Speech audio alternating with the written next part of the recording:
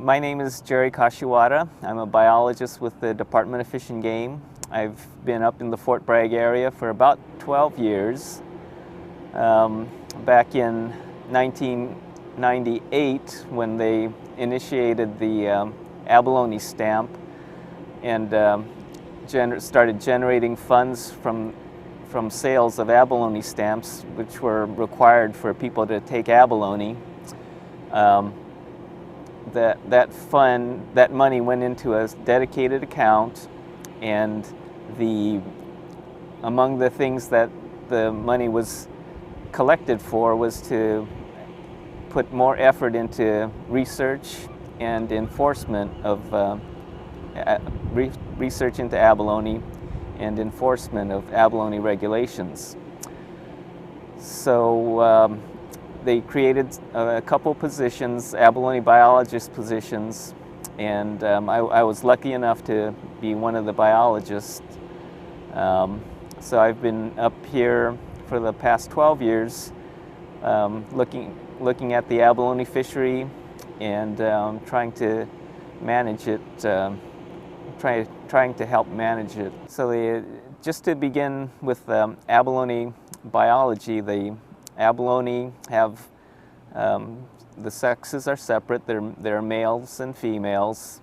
They spawn, they release eggs and sperm into the water, and the fertilization occurs in the water, and after a day or so, the fertilized eggs develop into larvae that are swimming, that can swim in the water column.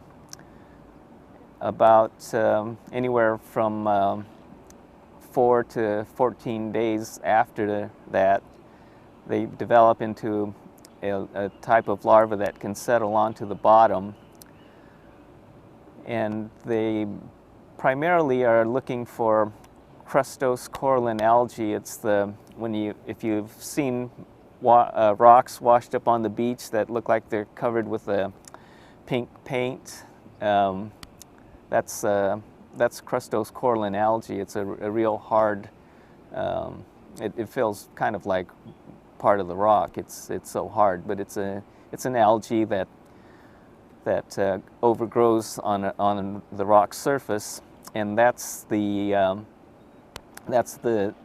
type of surface, for some reason, that young abalone favor as far as settling. And after they settle there,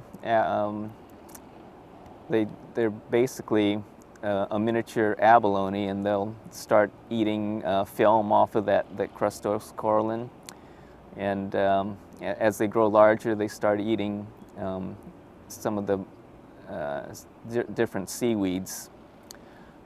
When they're adult size, they're mostly eating the different brown algae, but the nice red color in the red abalone shell comes from the red seaweeds that they're also eating at the same time. After the fertilized egg develops, the type of larva that develops from the egg is called a villager larva, and it has a shell kind of a snail looking, a little bit like a snail shell, and this larva can swim. It's got cilia and which allows it to swim around, but they don't think, for the most part, abalone travel very far. They're not part of in this villager stage for very long. Like I said, maybe a week or so, somewhere around there. When it does settle to the bottom, it'll change into something that looks like a young abalone. So after the males and females have released the eggs and sperm into the water, the females are capable of producing somewhere around 3 million eggs. We've had some scientists look at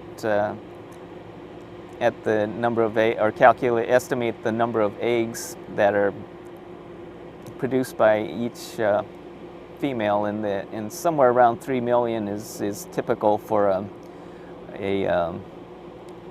the larger females. Quite a while ago, in the late 80s, in the late 1980s and early 1990s,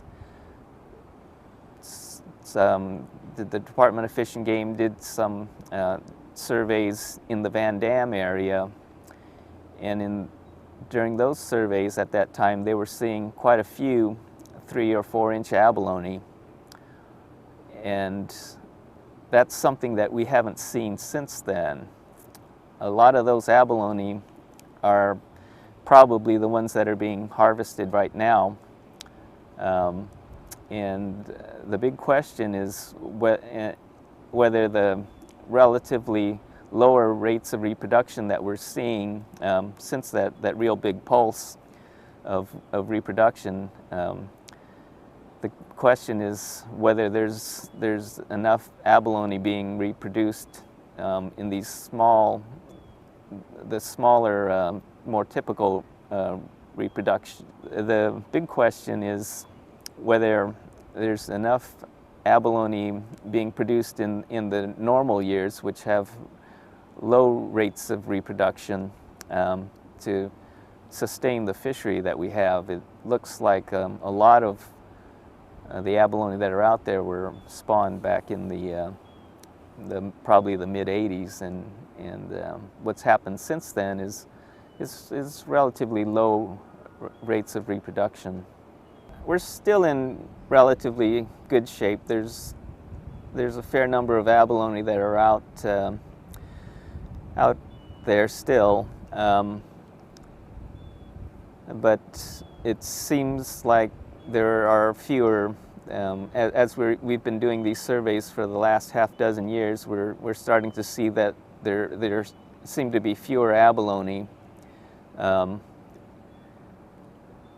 as the years are going by.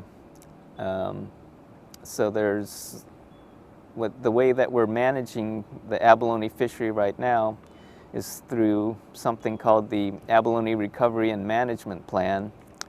And in that plan, it calls for doing surveys at 8 index sites up and down the coast. There's 4 in Sonoma County, there's 4 up here.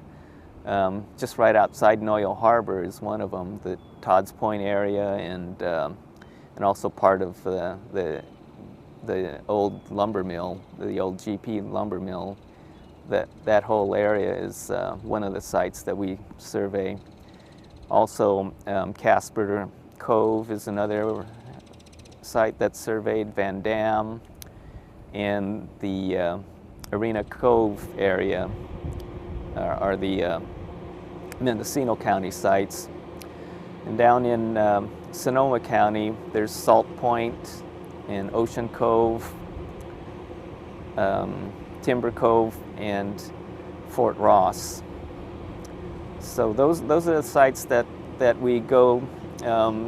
We'll survey maybe 2 or 3 of those sites every year. So every 3 years, we've gone through all of them, and we'll calculate how many the average density of abalone that we see. So for 2008 through 2010, the average that we've seen is a bit lower than had been seen the 3 previous years, and the average density is 0.54 per meter, 0.54 abalone per meter, and in the Abalone Recovery and Management Plan that I had mentioned, when it gets down to 0.50, and it's pretty close right now, the management plan says that, or recommends that some regulations would be changed to reduce the catch by perhaps 25%. And as I mentioned, we're getting close to that level that we would need to make regulation changes. The Fish and Game Commission, which is the body that makes the regulation changes, has acknowledged that looks like there's a problem, and they're already talking about perhaps doing some changes for not this coming year, but the year after that. This reduction in abalone density that we're seeing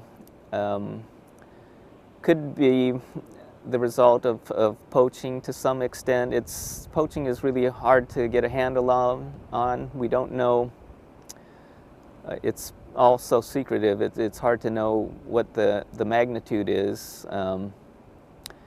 And poaching can be as simple as people not filling out their abalone cards or not putting on the tags, or it could be a larger scale operation where people are coming out here and grabbing a couple dozen abalone and bringing them back down to the Bay Area to sell. All those different things could speed the decline of these populations. We're just not sure exactly of the magnitude of the poaching problem.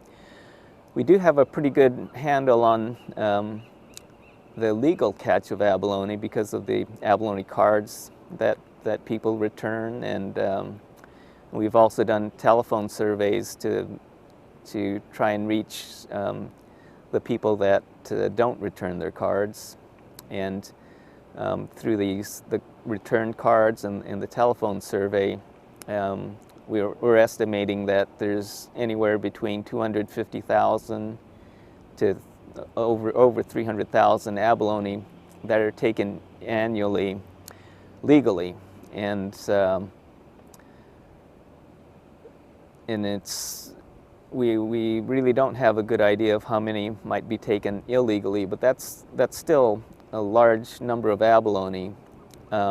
Just to give you an idea, that's probably a lot more abalone than were being taken commercially toward the end of that commercial fishery in Southern California.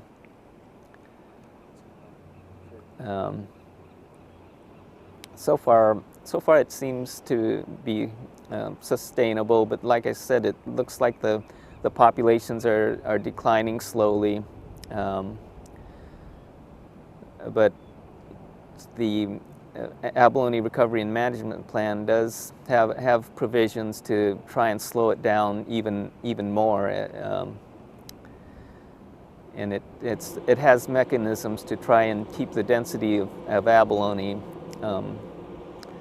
at a safe level.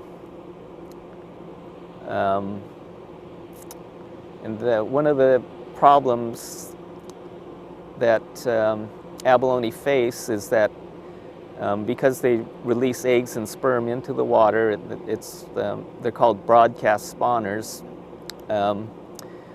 When abalone are too far apart, then the eggs and sperm are too diluted, and the fertilization success for the eggs is really limited.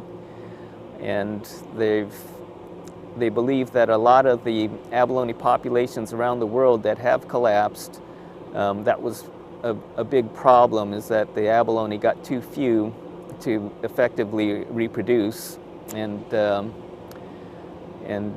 what they've found in a lot of cases is that the populations aren't reproducing very well, and the recovery becomes very slow. In Southern California, where the abalone fishing has been closed for about 13 years now, the recovery seems to be fairly slow, and there are areas where they're starting to see abalone come back, but even after 13 years, it's been pretty slow, and there's there's only small pockets where they're finding, you know, some quantities of abalone, but nothing like we have up here. One of the things about abalone is that their biology isn't really made to sustain fisheries very well. Like I said, their reproductive capacity is very high in as far as producing eggs and sperm, but it doesn't seem to result in a lot of young abalone. The other problem is that abalone are very slow growing, or relatively slow growing, and we think it takes somewhere between 10 and 12 years for an abalone to get to 7 inches. And so it just takes a long time to replenish the legal-sized abalone that are being taken in the fishery. In Southern California, the abalone actually had a more year-round food source, so their growth down there was probably a little faster. But that still wasn't enough to maintain fisheries down there.